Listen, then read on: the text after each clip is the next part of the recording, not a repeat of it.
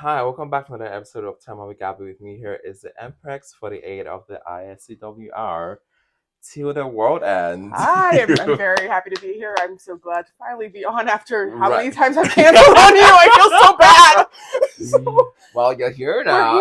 we're here, we're ready. So How's it I'm going? good, I'm grand. How are you? I'm good. Let's talk about your name, your drag Yes. name. How did you come about that? So basically, I had a friend who was like, "Oh, when you pick a drag name, you should pick like it after somebody you really admire." And I have been like a fan of the actress Tilda Swinton since I was a child. Oh, nice. Since I was like 12 or 13, she was like the first celebrity I saw that was like authentically weird and like praised for it. And I was like, this is what I needed. I was like very bullied in middle school, and it was like the role model I needed at the time.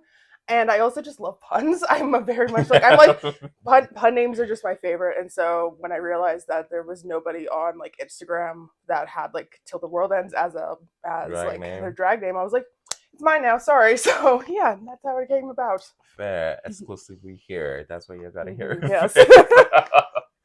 So let's talk about little Tilda. What was your childhood like? We're going in deep. I watched some of your episodes to prep, and even I was just like, how do I answer this? My childhood was a mixed bag, to say the least. I grew up. If Just, you don't want to talk about it, it's oh, fine. We oh, can talk I'm about fine to talk about it. I grew up just outside of Red Deer, so I lived Oh, there up until about 2020. So I was about 2022, or I was 22 when I moved here. Um, it was, tumultuous. I grew up in like a pretty verbally abusive household, and like dealt with a lot of bullying, and so I had like my pockets of like, I was a very much a choir kid in high school, and I had some pretty good friends then that like I felt really connected with. I am very grateful though that I have a very like supportive mother and a supportive sibling. My mom's always really been there for me. Like since I was little, she always would be taking me and my sibling out to things, and like always came to my choir concerts and to my siblings' basketball games. And even now, just like, relax. yeah, I am a stressed person. Have you seen what my life is going on? Right? It's just Gabby's It's just Gabby's podcast. This is I get nervous, and then I'm like, ah. But no, my mom to this day is one of my biggest supports. Like she is so supportive of my drag. She's come to a lot of my shows. She actually was at coronation when I got crowned. Oh, nice. Like genuinely, like she has been so supportive of me and my sibling who is also queer. And like, Oh my god. yeah, we're both queer, and so it's like my mom's always just been the loveliest, and I'm so grateful for like despite everything in my childhood, I'm like my mom, and my sibling Lauren. That's all I needed, and like still really all I need at the end of the day. So What was your coming out story like? um, I think I tried coming out to my mom like 10 times. I realized like when I was like just about 15 that I came out initially as bi, because I was like, oh well, I have like these feelings for this. I had feelings for this one girl, which I mentioned on my Instagram story, and it was like a weird feeling of like, what is going on? Like it's the same feeling I have for like I've had for guys, and so I one day I just was like, maybe you're bi, and I went, okay. Right. So, but like I didn't know how to really come out to my mom about it. My dad still doesn't know, I think. Um, and so like I did come out to her, and eventually it stuck that it was like, no, this isn't a phase. I am interested in girls, and it slowly has evolved to like I think it's like been more of like a personal coming out as of late of like, yeah, no, like I'm actually more queer than I realized. Like Right. I just was like I was bi, but I was more interested in men for years because like it was like what I felt like I needed to be in a box for so long, and then the pandemic happened, and I realized not only was I more queer, but I was also gender fluid, and coming to terms with that was like a lot, but since like since I've stopped like feeling like I need to be in a box and I need to present and like act a certain way in order for people to respect me, I feel a lot more free, and that's kind of what matters to me at the end of the day. So So you mentioned when you were little, you got bullied a lot, and you were mhm. literally shy. I mean, you're a bit quiet. I am, yeah. Have you overcome that yet? Well, I'm autistic, so no. Okay. Yeah, I'm still pretty shy. I'm still like very like despite the fact that I'm in a very big leadership role, I still have my moments like where I'm like there are days where I'm like I don't want to speak to anybody. Like I go to the bar and I'm like I just need to be with my friends. I just need to hang out. I apologize to anyone who ever tries to talk to me and I'm a little standoffish. It's just like I'm just overwhelmed. But like it's drag actually has been the big thing to push me out of it. Yeah. And I'm a lot better than I was. Like literally when I was a child, like I had the worst stage fright. I was in choir and anytime I had a solo, I would be panicking beforehand. And now I'm like, let's go do drag. Let's Right. why not? Let's Your number for what's it called? The award show. stilettos. Yeah, it was amazing. I was like, Oh, thank you. bring the fire. Bring the fire. I heard a lot from people that I ate, and that really meant a lot. So Yeah, that was amazing. thank So when you. was drag for you? Sorry. When was drag for you? Like when did you start drag? So I discovered drag like in grade 11 and I really loved it. And I mentioned this at the last Sapphic Panic that initially like when I discovered Drag Race, it was around the time RuPaul had said that drag is not subversive if it's not being done by cis men. And You yeah. said that? Yeah. And it was like around the time that Peppermint was on the show and he was like, oh, the only reason I allowed Peppermint on was because she never had like at the time she didn't have breast augmentation or anything.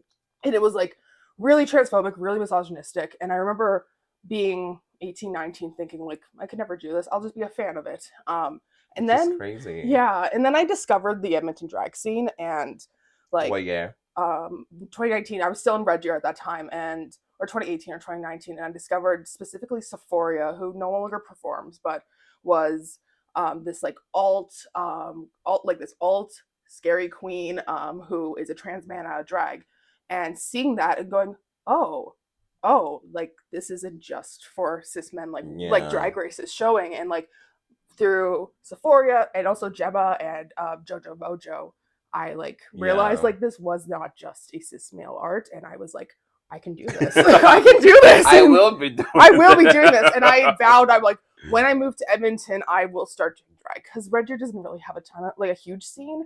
There is some queens in Red Deer who are lovely but like it's not a huge scene like it's Edmonton's not a huge scene but it's bigger than Red Deer so I was like I'm gonna start when I move and then I finally was able to move and I mean, Edmonton, I feel like every day we have a new queen or a new baby drag yeah, person. there's a lot of babies, a lot of whom are like really impressive, and I'm just and like, you have a drag kid, right? I do. I have like two actually. I just recently adopted Georgie Street, who is a drag king who does a lot more of the court stuff, but like amazing talent, really great dancer.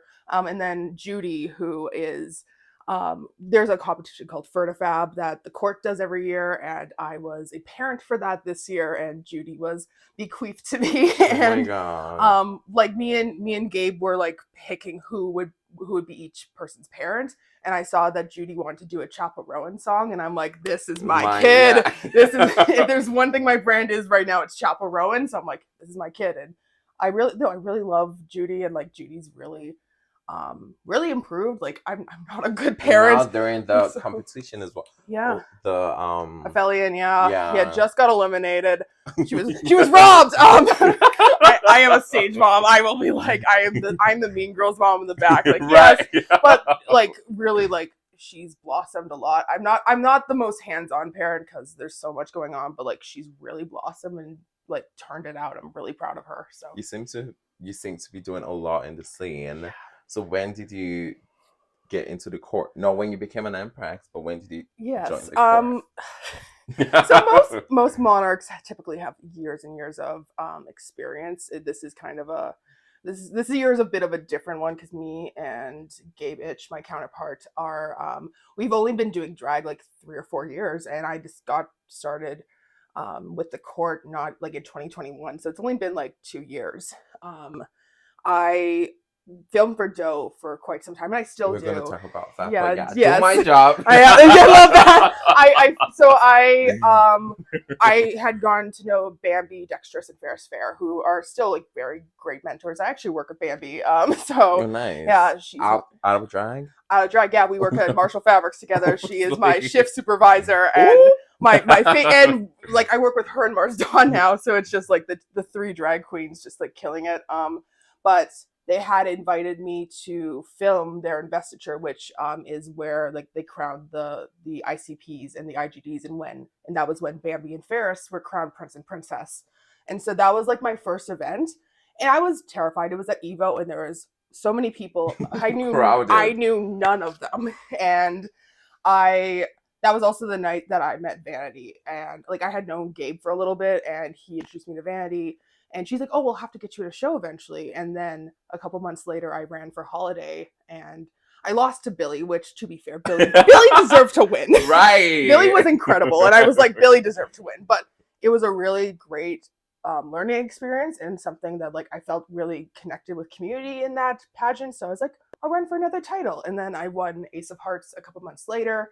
And then yeah, I just wanted to help. At the end of the day, I was like, I like what this organization's doing, and I want to continue, and also to be like representation. Yeah. As like I would go to the meetings, and like there would only be like a handful of other AFAB people in the room, and I was like, I want to help bring more people into this. And so like I continued, and then eventually it led to MPrex. So yeah. I think I voted for you as well. You think oh, thank you. I appreciate it. I didn't know if you voted, so thank you. Appreciate it. So let's talk about your friends. I know you and your group of friends have, like, you guys are so close. Yeah. So my best friend and my now roommate, who is upstairs right now with our cat, Indecisive, we became really good friends last year. We knew each other, and like we worked on the production. Like how did your friendship start? We were in the production together, and like that you were also in. Yeah. We were in Turn Back Time. That's when you all started. Became friends. We were like acquaintances. Like we knew, like I was very close with Jenny, and I knew Indy through Jenny, and so. But like we became closer during the production, and I'd always seen Indy's work in the court, and I was so impressed. And so when I decided to run for MPrex, I was like, Indy needs to be my princess, and I asked her, and she like, I knew the minute I asked her that like I made the right decision. Like truly, it meant the world to her. And then we became really close, and then as lesbians do, we almost dated. That's not a secret; everyone knows. But yeah, and then we're better as friends, and we just became very, very close. And then at the end of last year, we moved in together. Nice. And it's been like 5 months, and it's been amazing. Like I'm really, really grateful for her and her friendship, and just having like, because we have talked about like how neither of us have never really had like really close friend groups, and like to be able to like have someone we really have bonded with and be able to talk about anything with has meant like the world to both of us. And then we have a pretty good head group with like Jenny and Charlemagne and like a few other people. So yeah, Charlemagne's become another one of my really close friends. And then like I very pride myself in like being friends with like a lot of people. So I become really close with like Bunny and Charlie and Elixir and a bunch of people from Rocky as of late. And then like they're pretty cool. Yeah. And then like obviously me and Venus are pretty close. Ammonia has been one of my first friend since I started drag. Like we started around the same time, and so like Billy also gave Autumn. Like there's a lot of people who I really consider like speaking besties. Of Venus, let's talk about Sapphic. Yes. I love talking about Sapphic. I love talking about Sapphic. So how did that start? So before I even debuted, I had this idea for like an all Sapphic review. And I talked to a few people, and they're like, I don't think I've ever seen something like that. There had been like all female reviews previously, but there had never been like specifically for lesbians and bi women and AFAB people. Like it had never, like that hadn't really been a huge thing. And so I'm like, oh, I would like this to happen. I was scared to like talk to Rob about it, because I just was scared of Rob for a little bit. Now me and Rob are homies, and it's fine. But it was actually there was a performer named Cherry Satin who used to live here, and they were like, I had told them that I wanted them in this show if I ever did it, and they said, hey, would you like to co-produce actually with me, because they had like a bi-monthly slot.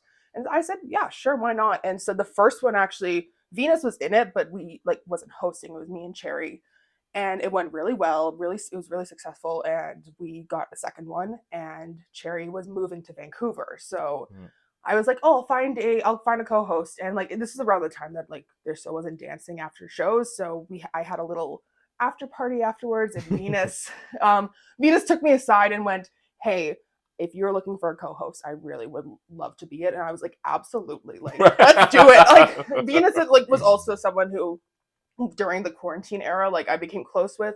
And so as soon as they said like, I'd love to host with you, I was like, absolutely, let's do it. And the rest is history. Like I honestly think without Venus, the show would not be what it is. I always say that Venus is the heart of the show, and like truly, like it's become such like it's kind of a staple in the scene, which is weird. I didn't think we'd make it past like 3 or 4, and God. we're entering the 7th one in July, which is going to be like, and like we're bringing back a ton of people that we really like before. Yeah, we had before, and so that's going to be really fun. And it's just wild to like see the impact, and to like back when I was on dating apps, I would have people be like, "Were you hosting the Sapphic show I just went to?" And I'm like, "This is embarrassing," but like also just to hear from performers and audience members like how much that space meant to them. I've heard from quite a few people it's like the first like show that they like like the first show they ever went to, and also the first show where they felt completely like safe. It was like it's typically a mostly Sapphic audience. Yeah.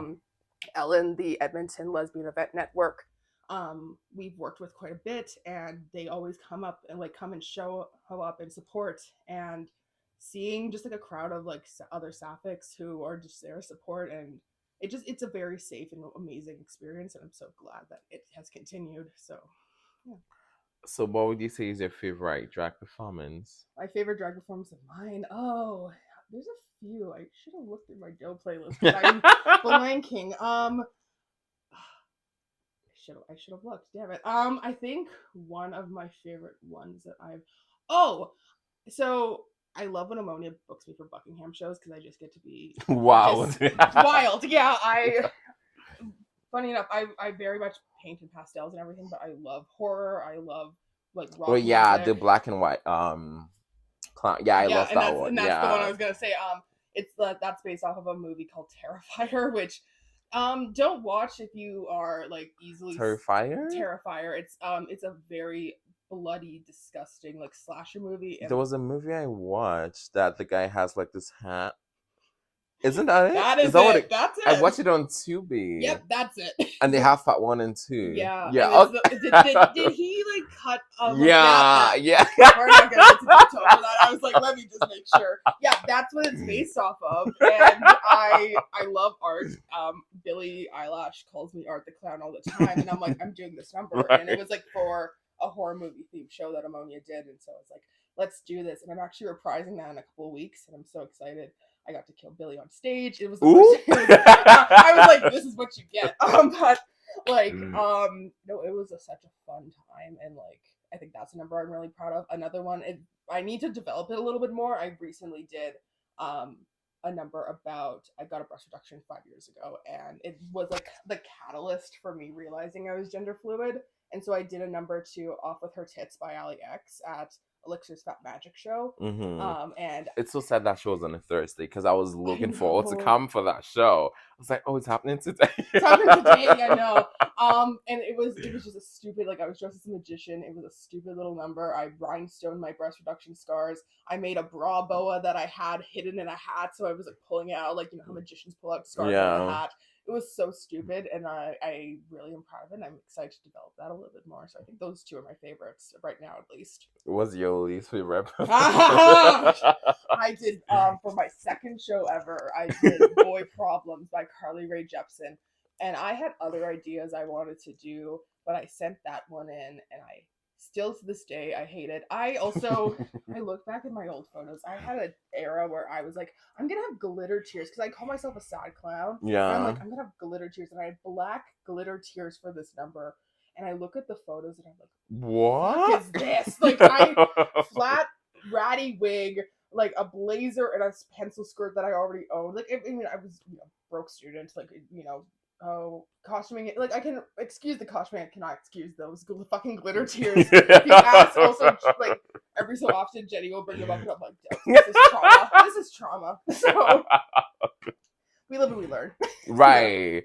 Well, there are things I see as well. I'm like, oh my god, why did I do that? Yeah. But then it is what it is. It happened. You learn from it.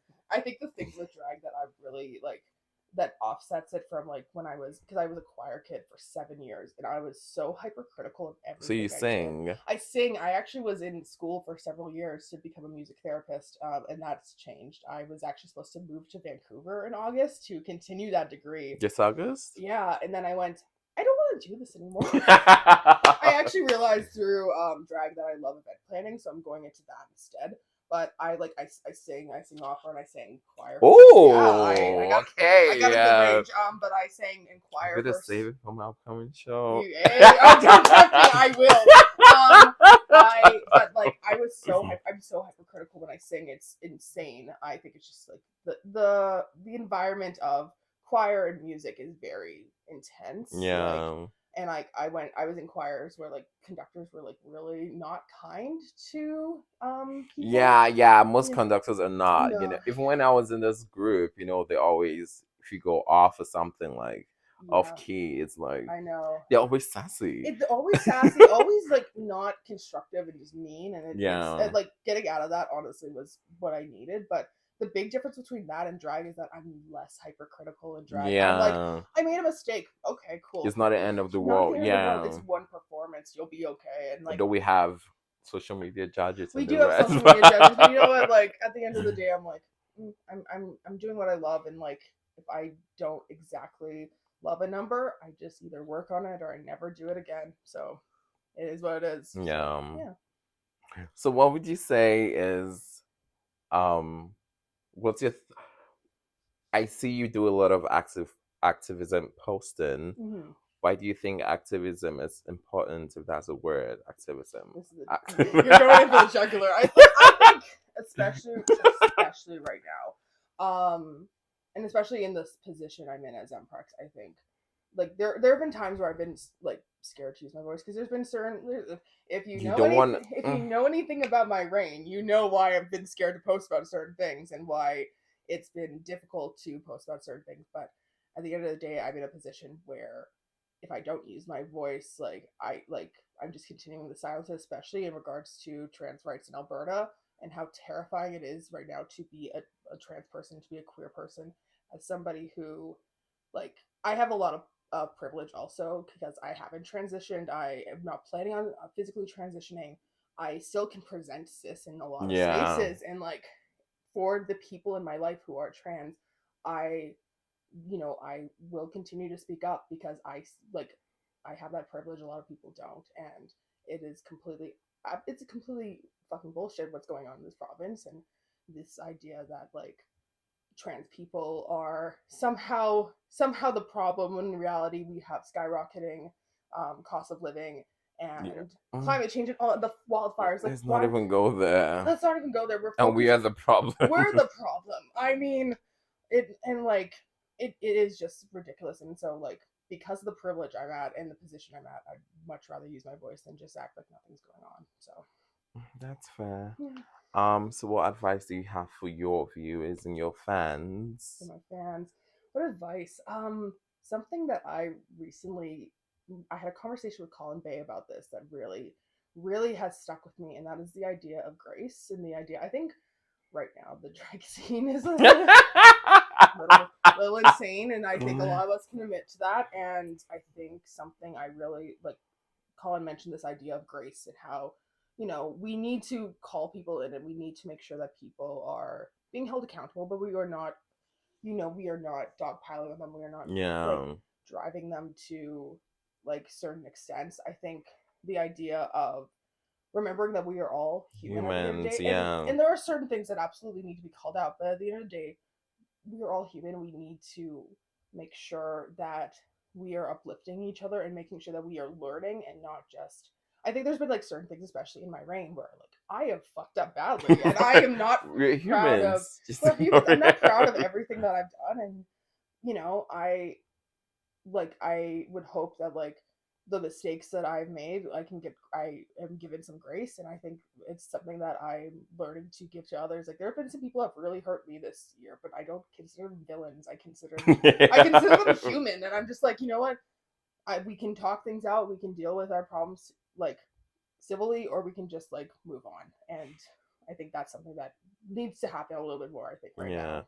Like I was talking to the previous guest and I said, when I see some posts on social media, I think the first thing that comes to my head is I wonder where the mental health of this person is right now, because I think mental health is really important. Some people might not think they need help mentally, but I think some people need help mentally. Yeah. And like even if it's just like and I have seen those posts too, and there's sometimes I'm just like, you can reach out, or you can just like give them space, or just remember that again, they are human and we're all struggling at the end of the day. Yeah. And I think being at each other's throats is not going to bring us anywhere. I think we need to be community. We need to come together as a community, especially for people who are struggling severely with mental Yeah. health. So yeah. That's great. We've come towards the end of the show. We want to give viewers a thing they can watch because it said, oh, 1 hour, 53 minutes, too long. So, where can we find you on social media? You can find me at tilda.worldends on Instagram. I also have a very dormant TikTok, so if you want to try and find my old TikTok videos, by all means. So, What was I gonna say? Any upcoming shows? I have a lot. I have a lot going on. I think on May 29th, I'm doing a fundraiser for let me try and get the name right. The Alberta Society of the Promotion of Sexual Health. I'm doing a show. I'm hosting a show with Venus and Gemma and Indecisive and Sir Poppy and Romulus, and so we're doing a Drag for Everybody show. And then Pride kicks off with I'm in Edmonton Drag Fest. Yeah. I'm in Damien Gould's next show on June 13th. I'm also on June 16th. I'm in Call Me Daddy at Evo, which is on my birthday. If you want to Happy come, early thank you. birthday! Come to that if you want to celebrate my birthday. I got a lot in the works, and then August I stepped down. So You're stepping down in August? I stepped down in August 17th. So if you want to come to so that, fast. it's weird. It's been a year. I'm like, oh my god! It's been 9 months. I'm like, how is it? How are things Yeah. going? So, here we are. Well, thank you so much. It's been fun, Thank you for having me. and see you.